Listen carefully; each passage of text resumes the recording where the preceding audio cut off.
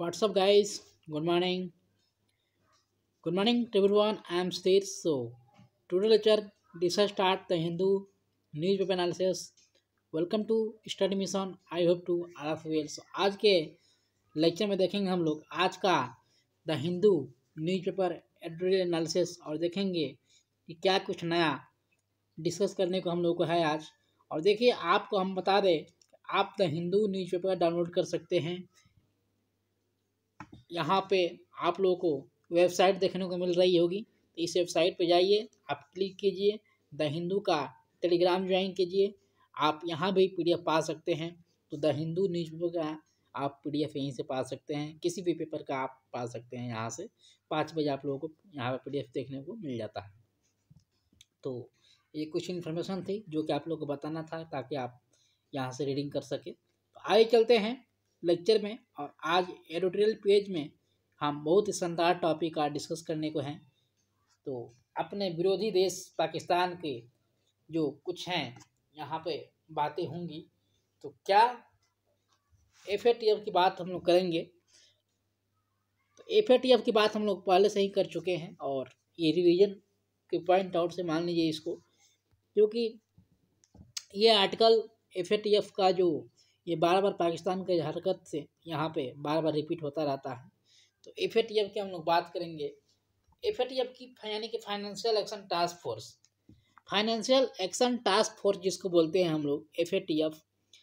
तो सबसे पहले हम लोग एफएटीएफ की बात करें तो यहाँ पे जनवरी 2021 अभी फ़िलहाल यहाँ पे 39 मेंबर्स हमारे यहाँ पे एफएटीएफ का आपको देखने को मिलेंगे। ठीक है, तो 39 मेंबर्स आपको एफएटीएफ के यहाँ पे देखने को मिलेंगे फाइनेंशियल एक्शन टास्क फोर्स के। यहाँ पे 39 मेंबर्स 39 कंट्रीज है यहाँ पे। और अगर बात करें इंडिया को तो इंडिया 2010 में इंडिया मेंबर बना था 2010 में। ठीक है, तो 2010 में इंडिया यहाँ पे मेंबर बना था। तो ये आप लोगों को ध्यान देना है क्योंकि यहाँ से क्वेश्चन आप लोगों से पूछा जा सकता है।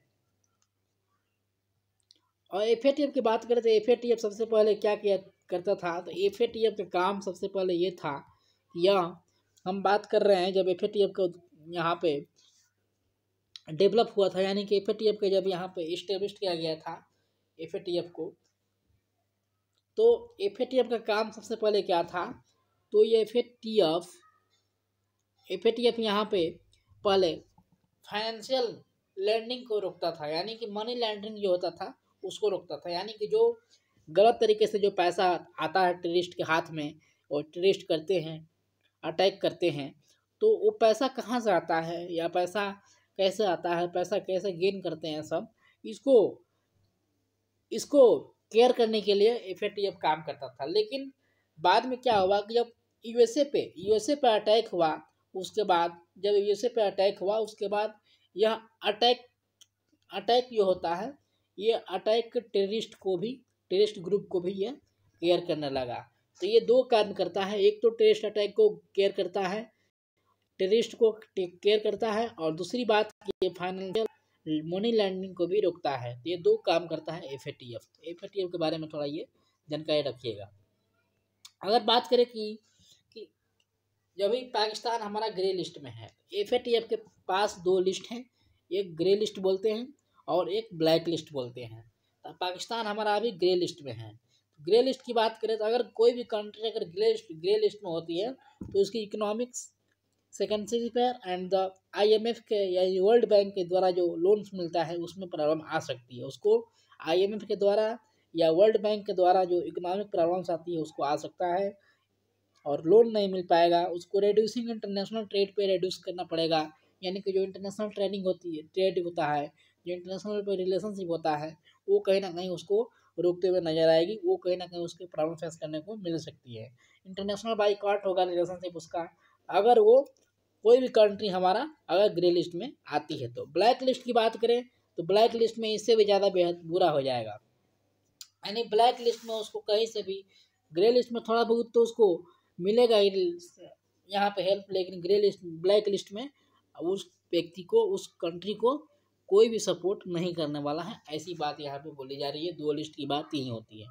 अगर बात करें G7 ग्रुप की, यानी कि G7 ग्रुप से ही हमारा यह FATF का यहाँ पे शुभारंभ हुआ था, यानी कि FATF बनाने के कारण G7 ग्रुप से ही यहाँ पे मिला था।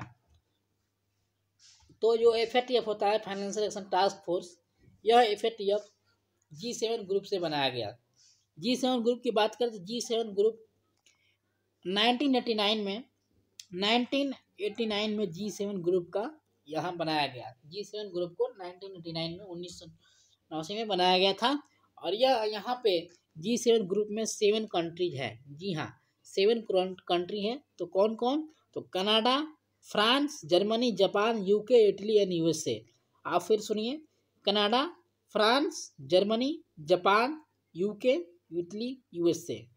Canada, France, Germany, Japan, UK, Italy, USA।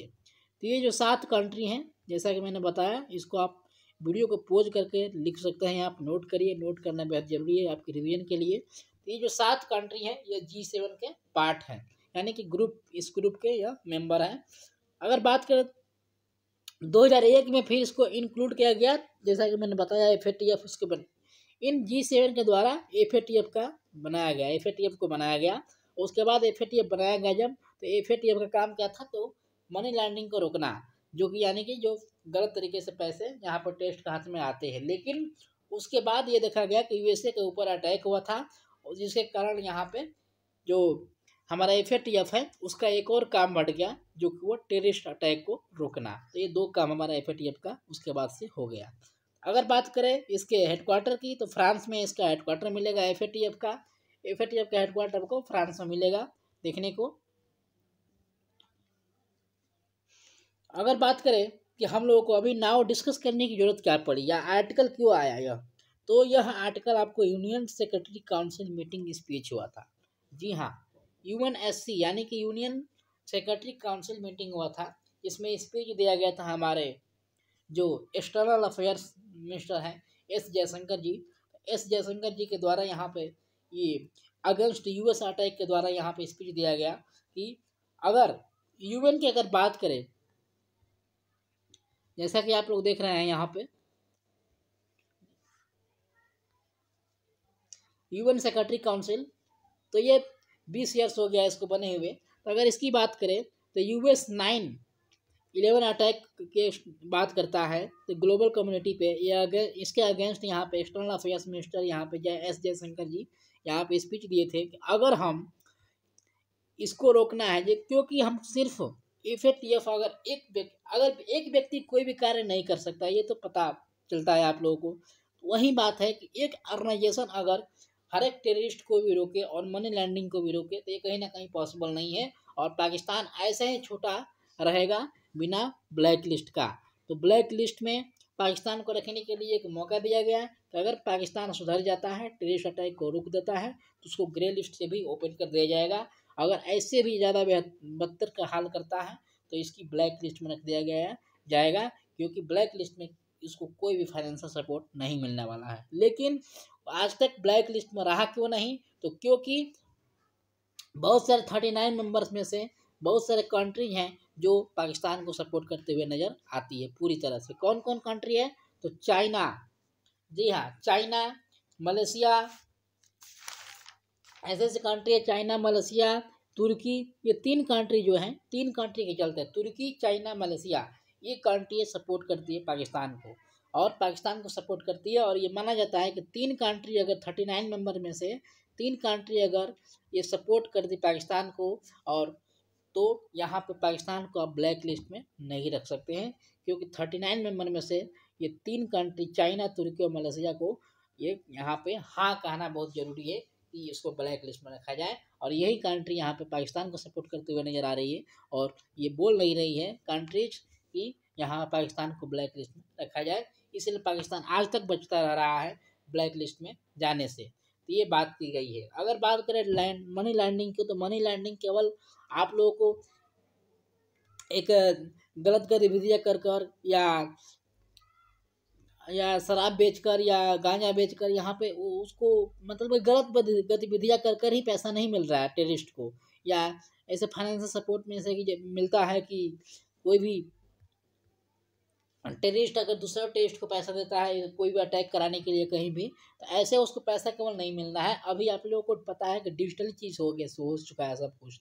तो एक डिजिटली लैंडिंग में आप लोगों को, डिजिटली फाइनेंशियल भी आप लोगों को ये बहुत लार्ज तरीके पर उसको हेल्प कर रहा है। तो इसको रोकने के लिए आप लोगों को यहीं पे एक्सटर्नल अफेयर्स मिनिस्टर के द्वारा बोला गया, एस जयशंकर के द्वारा, इस बीच में एस जयशंकर के द्वारा यही बोला गया आप यूएस कमेटी को लेकर, यानी कि यूएस में भी 200 मेंबर्स हैं, ये मैं अप्रॉक्सीमेटली मैं बता रहा हूँ कि 200 मेंबर्स आपके यूएस में अभी हैं, यूएस कमेटी में। तो कमेटी में इस यूएस कमेटी के साथ अगर एफएटीएफ काम करेगा तो कहीं ना कहीं हम यहाँ पे मनी लैंडिंग और टेररिस्ट को रोक सकते हैं और पाकिस्तान को ब्लैक लिस्ट में रख सकते हैं।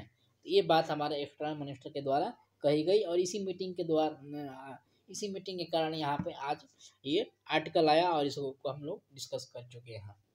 आई होप कि आप लोग समझे होंगे लेक्चर आज का लेक्चर काफ़ी इंटरेस्टिंग लगा होगा और हम लोगों ने जाना है एफएटीएफ के बारे में और एफएटीएफ का जो हेडक्वार्टर्स के बारे में, एफएटीएफ कब स्टार्ट किया गया इसके बारे में। तो आई होप कि आप लोग समझे होंगे लेक्चर आज का लेक्चर काफ़ी इंटरेस्टिंग लगा होगा। तो आप हमारे साथ कहीं भी जुड़ सकते हैं। इसका पीडीएफ चाहिए आपको, आप टेलीग्राम पे जुड़ सकते हैं, स्टडी मिशन बाय सुधीर के नाम से चैनल है। जी हाँ, स्टडी मिशन बाय सुधीर के नाम से आप जुड़ सकते हैं हमारे टेलीग्राम ग्रुप में, जो कि यहाँ पर पीडीएफ आपको प्रोवाइड की जाएगी, डेली करंट अफेयर्स मिलता है। सो अगर आपको चाहिए इस पे पार्टिकुलरली वीडियो एफएटीएफ की, तो आप लोगों को जल्दी ही मिलेगा एफएटीएफ के पार्टिकुलरली वीडियो और सारा टॉपिक वाइज हमारा वीडियो है वहाँ पे स्टडी मिशन बाय सुधीर के चैनल पे आप जाइए उसको देखिए, ठीक है। तो thank you for listening. Jai Hind and press the bell icon for daily notification. Jai Hind.